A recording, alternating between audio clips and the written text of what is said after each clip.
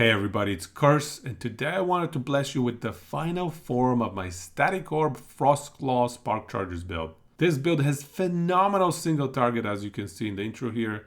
You can pretty much one-shot Aberroth with some item swaps. The clear speed is equally as impressive thanks to Frostclaw's number of hits and the insane damage stacking that Spark Charges has versus large clumps of enemies, as well as the defensive layers that we get from having so much mana together with the Lost Knowledge passive. This build pretty much has it all. You can clear 1k corruption, you can kill Aberroth easy peasy, and we're running Wrong Warp, so we have incredible movement speed. The build has very few downsides. And funnily enough, if you recall, the 5 endgame Sorc builds that we theory crafted before the season started, this build is essentially a fusion of the two of them. We had the over 40 mana cost Frostclaw Spark Charges as a single build on its own, and then we also had Giga Mana stacking Static Orb as a separate build. Now if you put those two together, you get the best of both worlds, the single target DPS of Static Orb as well as the clear from Frostclaw Spark Charges. I also have to give credit to multiple other people that ran this build. Skrilla came by my channel and was raving about it multiple times. Frozen ran it, and like every other PoE junkie, all they care about is clear speed, so Frostclaw was his starting point, but he ended up integrating Static Orb for the single target, whereas I started off with Static Orb for the single target and I integrated Frostclaw for the clear speed. But the end result is very similar, and that is because this build is one of the best, if not the best, Sorc and just builds in general in the entire game. If you like min-maxing on a Sorc and you enjoy stacking mana, this is certainly a build that you have to try out. And now let's get into the actual build guide. Irashaimase!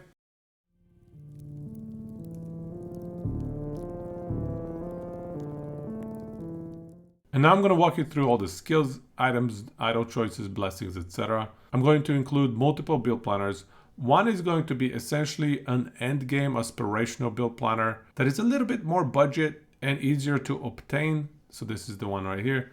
And this one is boss specific. When you go into monos, you want to switch into a fragment of the Enigma.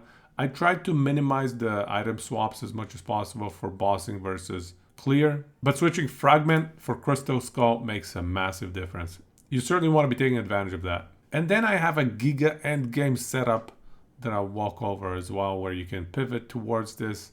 The item requirements for this setup are quite a bit more extreme. They require many weeks of farming. Getting a Nihilist with a tier 7 mana that is actually well rolled with a percentage mana at least 9 or so and +2 to all skills. This is going to be something that is going to take you a while to get.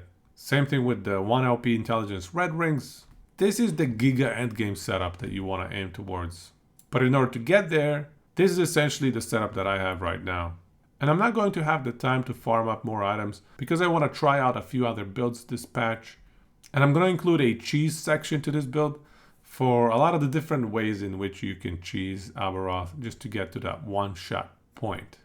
Alright, so let's start with the skills. One of my favorite skills in the game, Static Orb, is back in business better than ever, and that is because of the quadratic scaling of mana charged and overcharged detonation. When you skill these two nodes and max them out, basically what that means is when you double your mana, you quadruple your damage. So stacking mana sends Static Orb's damage to the moon, and this is how we kill Aberroth with essentially one volley of Static Orbs. The setup is somewhat straightforward if you've played Static Orb before.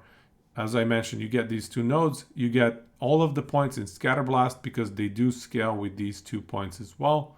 You get Storm Burst for the extra 30% multiplier, and then you dump whatever you have left in Storm Conductor.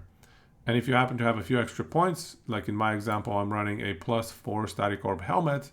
If you have that, you can put 2 more points into Critical Trajectory. Make sure to prioritize Storm Conductor over Critical Trajectory.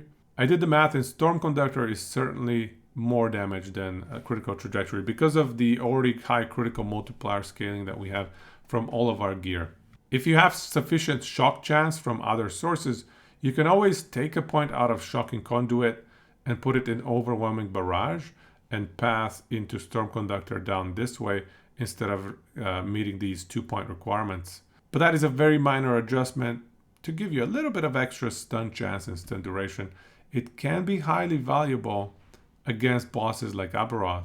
And now we get into the second skill, which is our main clear, Frostclaw proccing Spark Charges. And in order to make best use out of it, you want to spec into these 4 skills right here. On Through the Snow gives a second cast. Ever Onward gives a third cast. A Crack in the Ice makes a return cast after your first cast, which also benefits from Ever Onward, then casting an additional third cast. So you get 2 second casts and 2 third casts for a total of 5 casts. And if you happen to have Hand of Mordidas for 2 extra projectiles, that is 25 projectiles with a single cast. Frozen Malice is a must-have, not only to increase the mana cost, but also to get the second cast to be aimed. But by taking all these 4 points and these 2 points at the bottom, assuming that your weapon is only -3 mana cost for spell skills, you can also afford to put 1 extra point in Gift of Winter. But essentially, by doing all of that, you get your Frostclaw to cost over 40 mana. And that synergizes extremely well with Arcane Current, which, as you read at the bottom, your skills which cost at least 40 mana inflict a spark charge on hit. That is a 100% chance. With 25 projectiles from Frostclaw, that's quite a few spark charges. And keep in mind that these 25 projectiles, if they hit a clump of enemies, they'll be applying multiple spark charges. If you don't happen to have a -3 mana cost Wrong Warp, make sure to not path this way. Just save these 3 points, put them in this direction, because otherwise you will bring down your Frostclaw mana cost to under 40, and then the synergy will be gone. Other than that, we max out Bright Frost for free cleanse and a little bit of cast speed. Damage over time in last Epoch is notoriously obnoxious to deal with, so having cleanse at your disposal is a massive win for the build. Rare Wind's Veil gives us a little bit of extra ward, even though we're not scaling freeze rate multi, so it's not too much. And yeah, not much else to highlight here. The remaining points are not very high impact. For our mobility skill Teleport, what we want to highlight here is Mana Tunnel. You want to be casting Teleport off cooldown because it essentially is a free static orb. Not only that, but your static orb is going to regenerate some of your mana because it's going to be free. It's going to return the mana cost of itself. But also it's going to return 20% extra mana because of Archmage passive right here. So you end up spending 100% of Static Orb's mana cost, which is, let's say, roughly 500, but getting back 120% of its mana cost. So you net gain 100 mana. Max out Tunnel Finder for cooldown recovery. And Rock Phase is another really important node to gain stun immunity. That's why we max out Time Dilation as well, just to extend the duration of our stun immunity. Comet Rush is a must-have for the CDR. The haste on it is also nice. And then I just like to dump everything else into the extra armor with Crystalline Passage. When it comes to focus, when you max out these 2 nodes right here, you regain 40% of your max mana if you cast focus while your mana is negative. And when we're running 2.5k max mana, that is 1,000 max mana. These 2 nodes also give you approximately 200 to 250 mana regen per second. Focus also regains 10% of missing mana after a 1 second duration. So if you wait a second, you're regaining something like 1,500 mana. So against bosses, even if you don't one-shot them in your first volley, you can quickly gain back 1,500 mana and go for a few more static orbs, together with Teleport giving you an extra static orb. You can also overcharge to get your mana up to 150% of its maximum value. So this is another good way to prep for boss fights. I like to get 1 point in energy flow. You basically get this point back because it gives the focus ability the lightning tag, which then you get +1 from unstable core. I max out Iron Stance for a little bit of more tankiness during focus, but you can choose how to distribute those points. Getting this haste node is not bad, but now let's go over Flame Ward. This last skill is something that I just recently pivoted towards Flame Ward. It turns out Perry is right. Flame Ward is phenomenal. If you look at Arcane Ascendance and what you get from it by speccing into it, is we get a 175 spell % damage, as well as 32% more damage multiplier assuming you have a source of slow. The 175 spell damage is not insane. It's decent, it's a decent bonus, but the more significant bonus here is Chronoclasm with the 32% more multi. We also get 50% cast speed, but that is not the most significant thing given that we're running Static Orb and we just one-shot bosses in like 2 seconds anyways. If we were to run Flame Ward instead, we have a 4-second duration, 250 lightning damage, which is even more than the 175 we get from Arcane Ascendance. And then we even get some lightning flat damage. And these two together multiplicatively combine to give you a good amount of damage. It is certainly not as much as Arcane Ascendance because of the 32% more multi from Chronoclasm, but it is very respectable and it's much more valuable in monos. You're rarely going to be using Arcane Ascendance in monos, maybe occasionally to just one-shot a stronger rare enemy, whereas Flame Ward you can just spam off cooldown and give yourself a, let's say, 40% uptime near invulnerability because of barrier and the 30% DR in Flame Ward. Extra haste doesn't hurt. You can spec out of the haste if you want and get even more DR. Flame Ward is just a really high value skill. We're taking out a little bit of single target DPS by removing Arcane Ascendance in order to have a smoother experience during monos. And if you really wanted to, what you could do is farm up, let's say, 50 eyeballs for the Aberroth fight, and then right before you go in there, just respec your Frostclaw into Arcane Ascendance. And 10 points is all you need. Just max these two out. And now you get the biggest benefit from Arcane Ascendance. And as long as you push your DPS to one-shot or near one-shot Aberroth, you should have pretty much a 100% success rate versus Aberroth, with very minimal time investment as well. But overall, Flame Ward is just a more stable choice, and I'd say it is a better choice overall.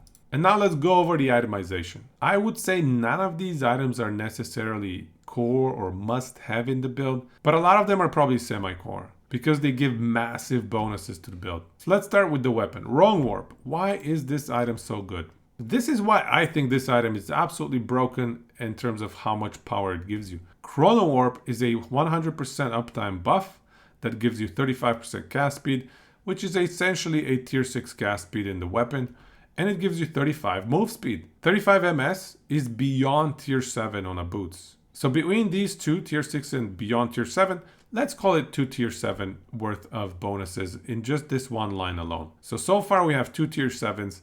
Then we go down and we see this line right here. 3% increase spell damage per 1% MS. We're running 140 MS times 3. That is 420 increased spell damage. If you look at damage percent bonuses in weapons, tier 7 goes up to 210. So 420 increased damage is 2 tier 7s. So far we have 4 tier 7s packed in 2 lines of this item. And then we get haste, almost 100% uptime. We get CDR for teleport. We freeze enemies around us when we use teleport. And we get 1 second invulnerability after using teleport. If we were not running Mana Tunnel, you can easily have around 35 to 40% uptime of your invulnerability.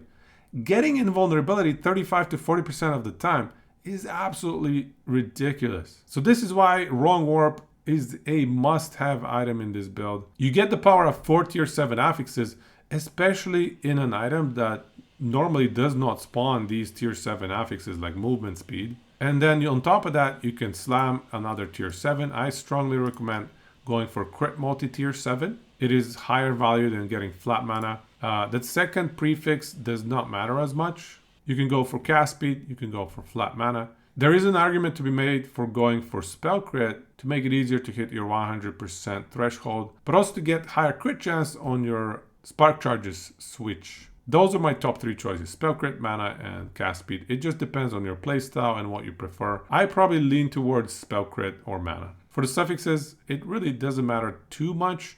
Armor Shred is great. Slow on hit is nice if you want to run Arcane Ascendance. Lightning Pen is decent. Stun Chance is solid. You have a bunch of good choices for suffixes, but the most important thing is to get your tier 7 crit multi. I did the math and you just don't get enough value out of the tier 7 mana here to be prioritizing that. And as mentioned, try to get a -3 mana cost Wrong Warp.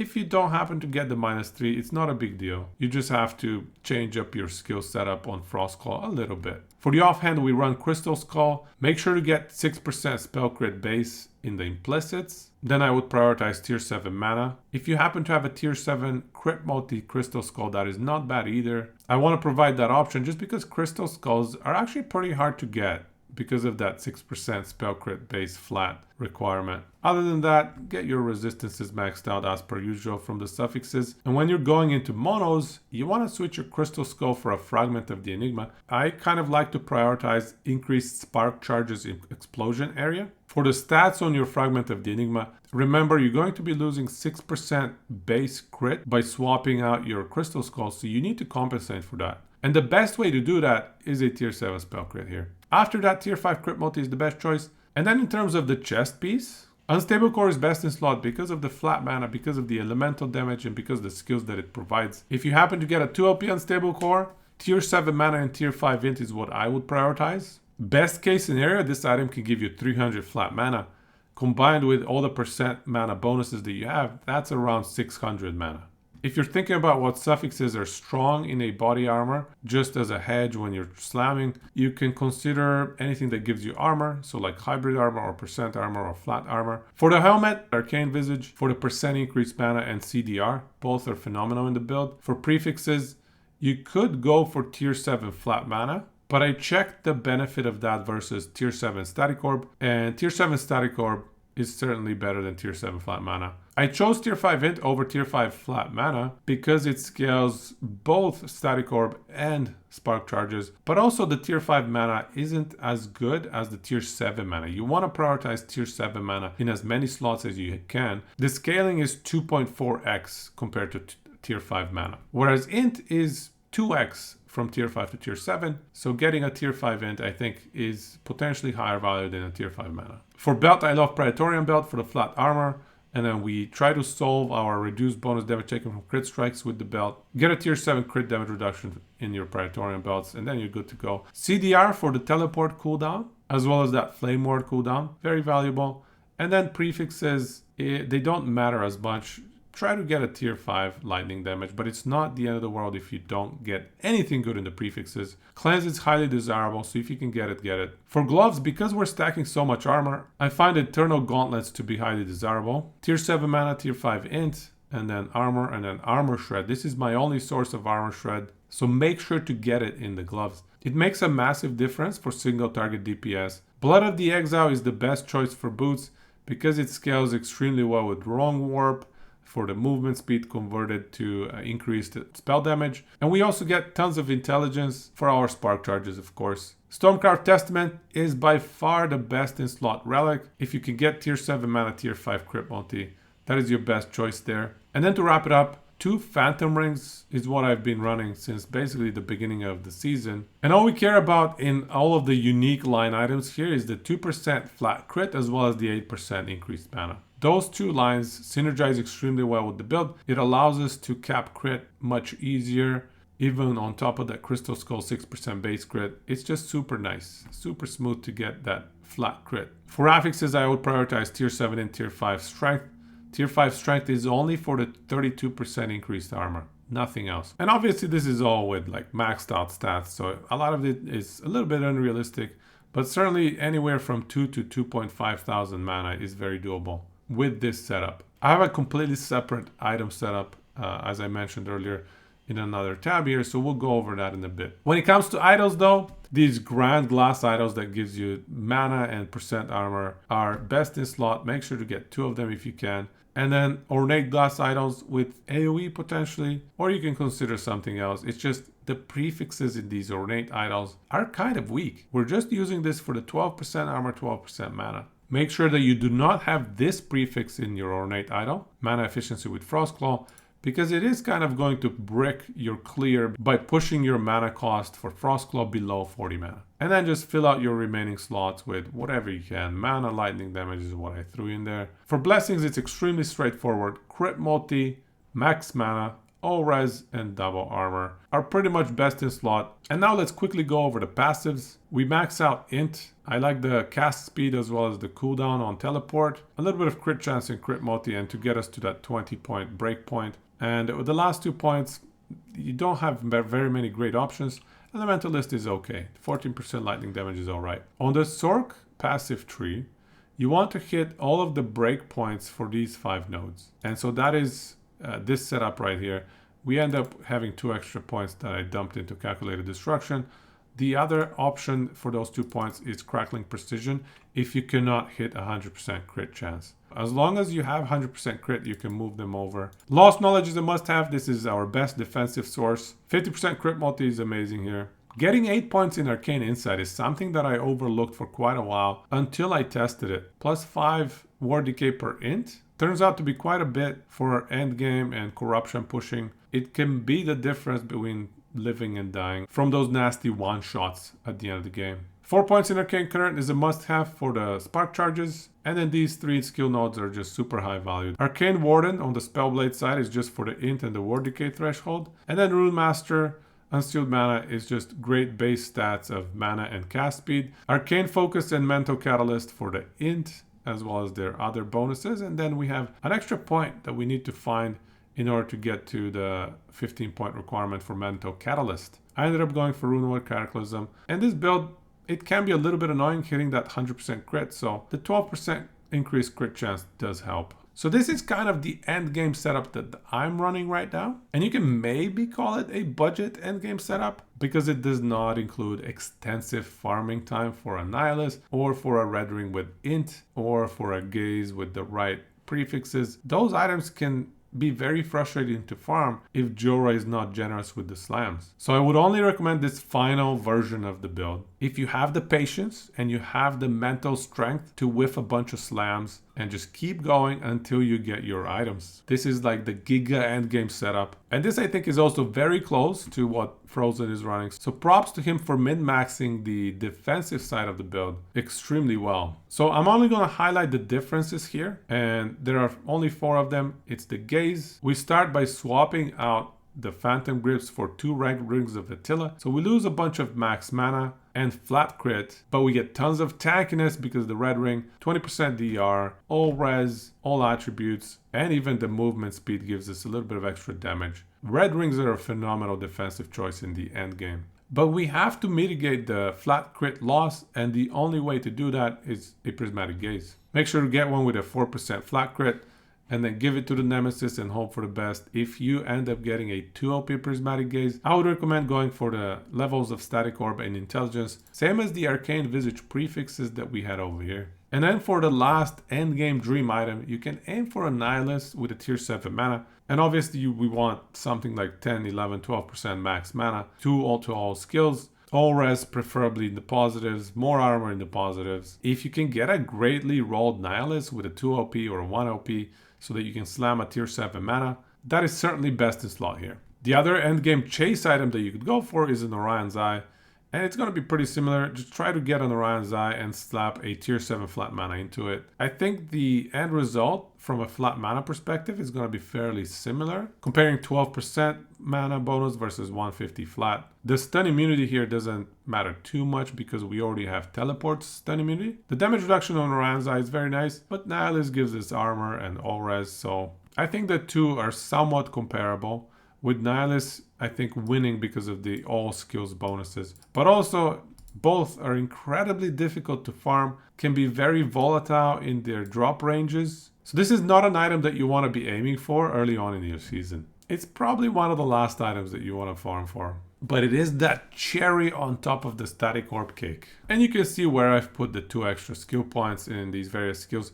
We go for Critical Trajectory and Static Orb. So that is the long run farm game that you want to play if you're looking to optimize even further. It will take your survivability higher, and we're running slightly higher int and slightly higher movement speed for better Spark Charges clear speed. And I have an honorable mention for a belt option that you can consider. Strand of Souls is a very solid option here. It gives you a lot more ward because of the mana spent gained as ward, but also the ward retention and the ward per second. However, we do lose 250 flat armor, and it is harder to farm. So overall, I think a Strand of Souls setup would get a higher max ward amount at the cost of reducing the tankiness of every single point of ward. I personally like Praetorian Belt in order to get my ward to tank up even further, but also because it's just a lot easier to farm. But Strand of Souls is certainly a viable option, and a solid option at that. Another honorable mention is Scales of Ithera. If you are able to get a 6% flat crit, 2 LP scales so that you can get your tier 7 mana, tier 5 crit multi into it. And you kind of have to make sure that you have a cold plus fire infusion Scales of Ithera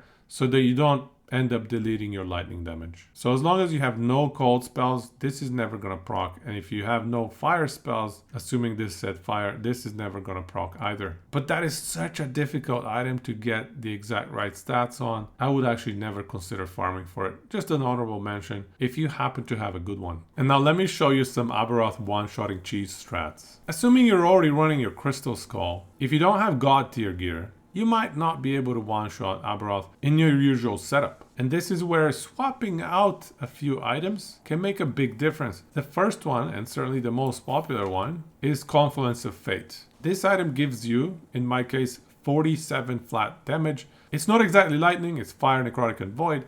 However, it does get scaled by all of the more multipliers on the Static Orb skill tree. So as long as you slam a tier 7 mana and preferably tier 5 crit multi into it, you're essentially sacrificing some survivability from your amulet for pure damage in your Confluence of Fate. Another high value cheese is running a Fractured Crown with a really high percent max mana as well as a really high spell crit multi. This item packs a punch, however, keep in mind that it has the line you have no ward. So you're foregoing all of your defenses and you have to make sure you don't get hit by anything. This is a pure glass cannon one-shotting bosses setup. And obviously you want to slam it with maybe tier 7 static orb or tier 7 mana with some int, something like that. And then I had some fun theory crafting another cheese and I tested it out on stream and we ended up using it to get a one-shot on Aberroth. You can equip Celestial Doom to take advantage of the 56% mana spent get as maximum mana for 5 seconds, up to 500. Pre-buff obviously your focus, get your max mana. Cast Static Orb twice, get your max mana bumped up.